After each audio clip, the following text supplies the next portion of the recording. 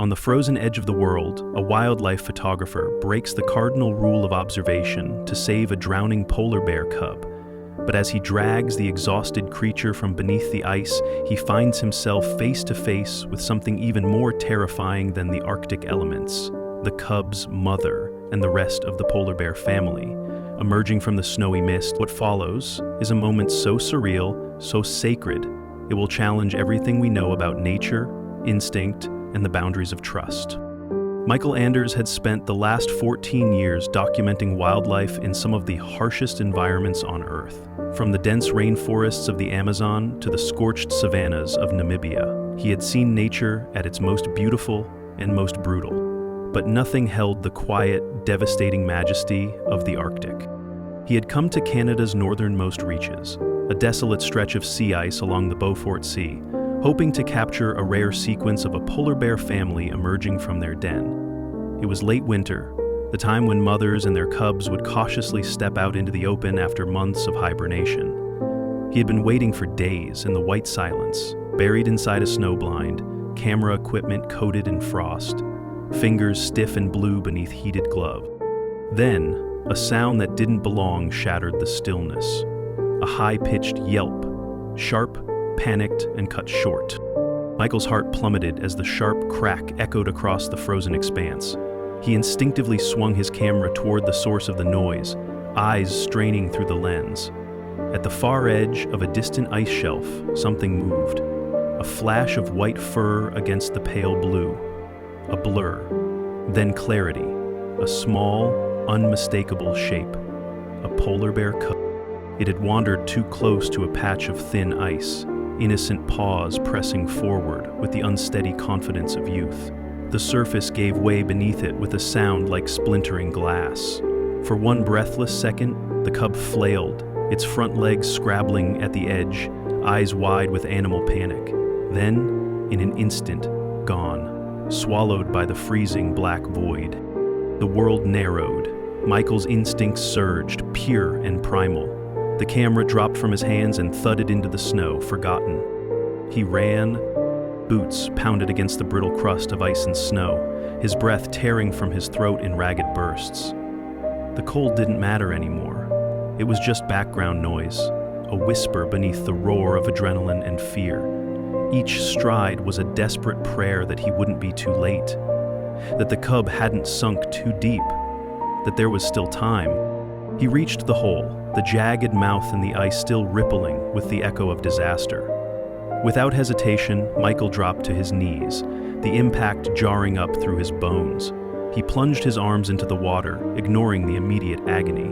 The cold was total, brutal, a living thing that clamped down on his flesh and refused to let go. His fingers numbed almost instantly, nerves short-circuiting, pain folding into a terrifying emptiness. Blindly, he groped through the icy dark, heart pounding, breath hitching. He couldn't see, couldn't feel, only hope guided his shaking hands deeper into the frigid depths. Somewhere beneath that surface, a life hung in the balance, and Michael would not let it slip away without a fight. And then, fur movement. He latched onto the sodden cub and yanked it out with a cry. It was smaller than he expected, no more than 5 months old.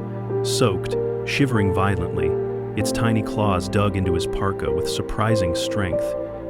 The moment their bodies touched, Michael felt the cub press against him, instinctively seeking warmth, seeking life. The ice groaned beneath them. Michael stumbled backward, holding the cub to his chest with one arm as he crawled, then stumbled to his feet. The wind howled harder, snow whipped across his vision. He staggered toward the nearest ridge of ice, looking for any place that might offer shelter. But it wasn't the wind that stopped him. It was the sudden stillness. A presence. Michael turned. They were there. Barely visible through the thick, wind-whipped snow, a shape emerged at the crest of a nearby drift, towering, unmoving.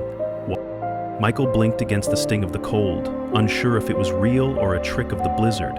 But then, as the wind shifted and the curtain of snow parted for a heartbeat, another form took shape beside the first.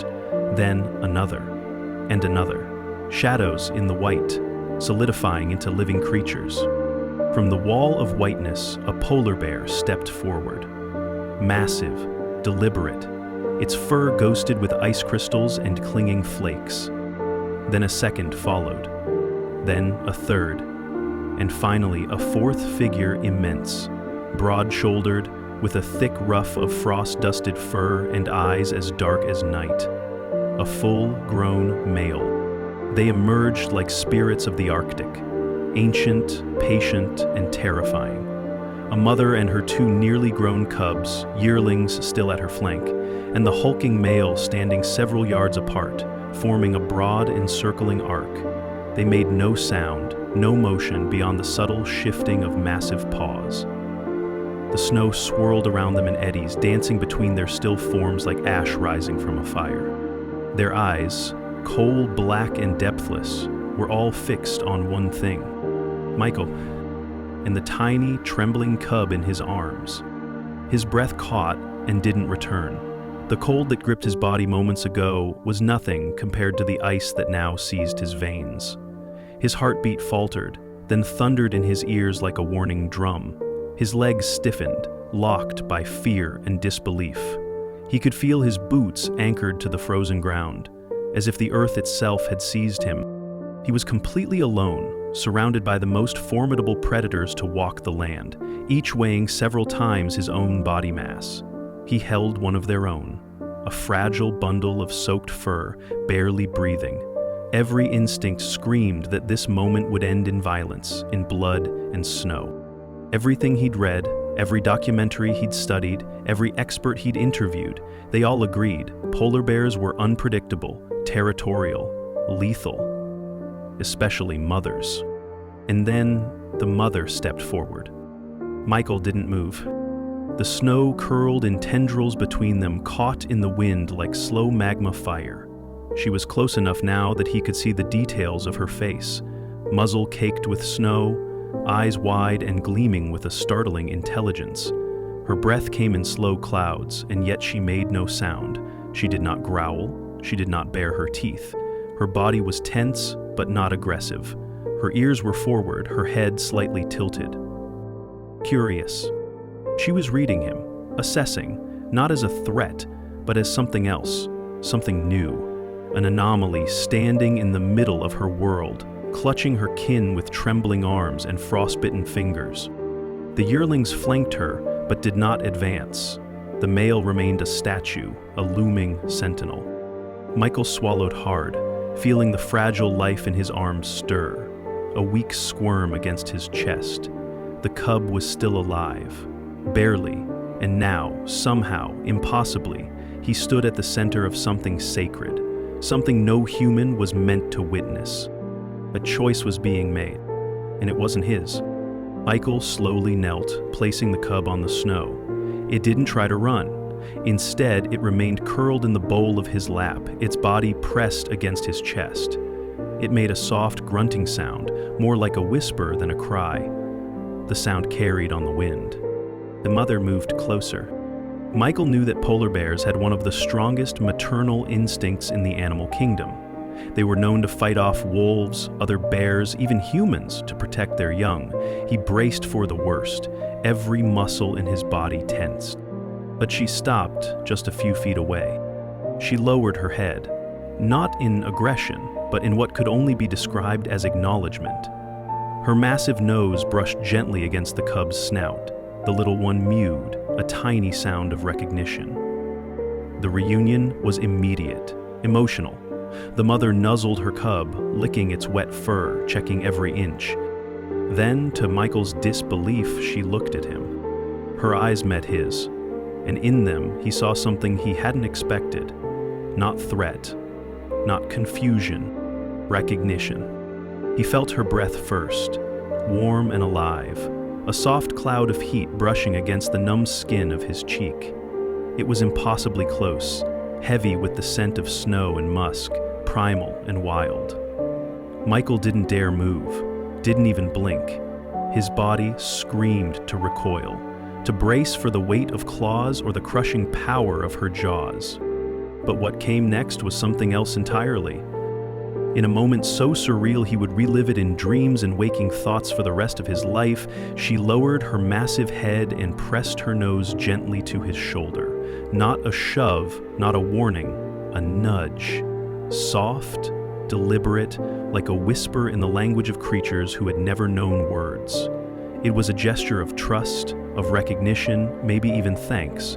It was intimate in a way that defied everything he knew, everything science, instinct, and survival had taught him about predator behavior. His breath shuddered from his lungs, fogging in the space between them. He didn't move, couldn't, his eyes stung with the rawness of cold and disbelief. Around them, the others remained perfectly still. The two yearlings stood flank to flank, eyes wide and unblinking, their enormous paws rooted in the snow. The towering male held his ground in regal silence, no trace of aggression in his stance. None of them advanced, none of them challenged. There was no posturing, no territorial warning, no rumble of dominance. They were not there to reclaim anything. They were there to witness. Michael looked down at the tiny body in his arms, the cub now stirring, with faint signs of life, shivering but breathing. He swallowed against the tightness in his throat, his voice barely more than a breath. "You're safe now, little one," he whispered, the words fragile in the vast silence. "Go home." As if understanding, the cub shifted, weak but determined.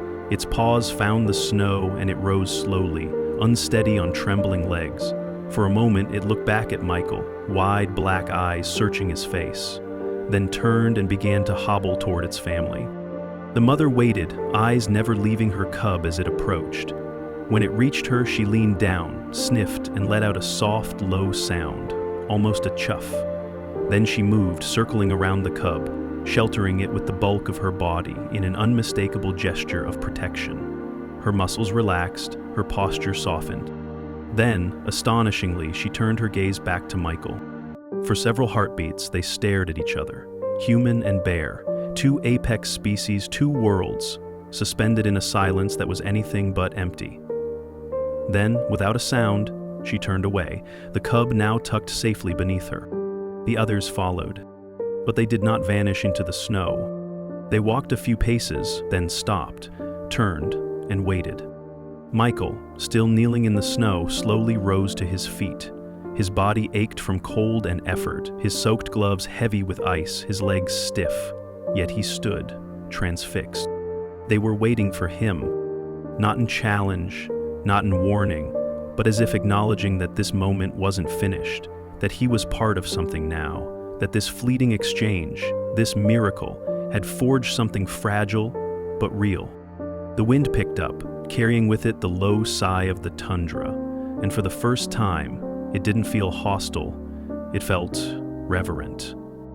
Michael took a slow step forward, not toward the bears, but beside them.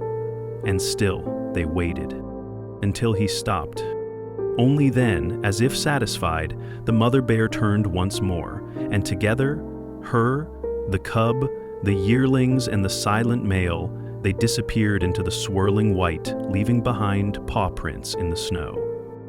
And a man forever changed. The mother turned again and made a low, rumbling sound. Not a growl, not a roar. It was something else, something low and melodic, a sound that resonated in Michael's chest more than in his ears. He stood, legs shaky. She made the sound again, and slowly the bears parted. They arranged themselves in two lines, forming a corridor in the snow. A clear path leading back to his gear, still half buried near the ice ridge. The mother took the lead on his right, the male on his left. The others flanked them. Michael walked, not away, with them. He moved at the center of this impossible procession, flanked by bears who, by all logic, should have torn him apart.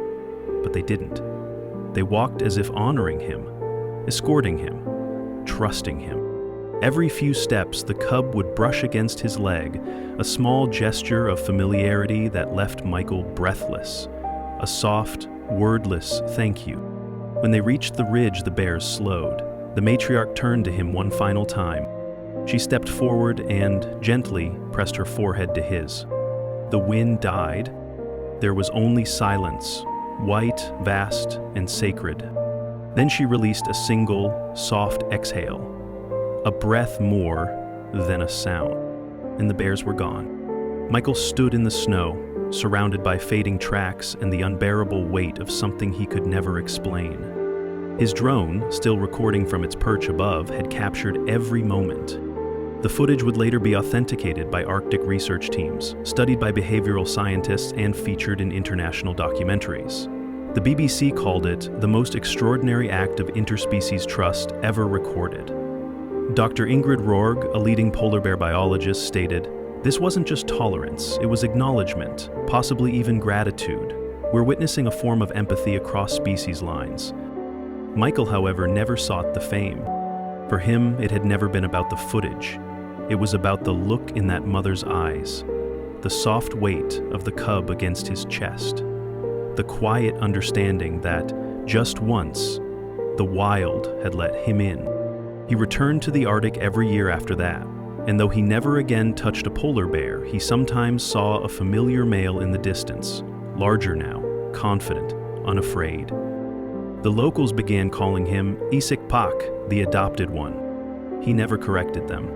Years later, the footage became required viewing in university courses on animal cognition. It reshaped conversations about predator emotion and interspecies awareness. Michael was invited to speak at dozens of events, but he rarely accepted. When he did, he spoke not as a scientist or adventurer, but as a witness. The most powerful thing about that day, he once said during a panel in Geneva, wasn't that I saved a cub. It was that the wild paused long enough to say it noticed, and that, maybe, it remembered.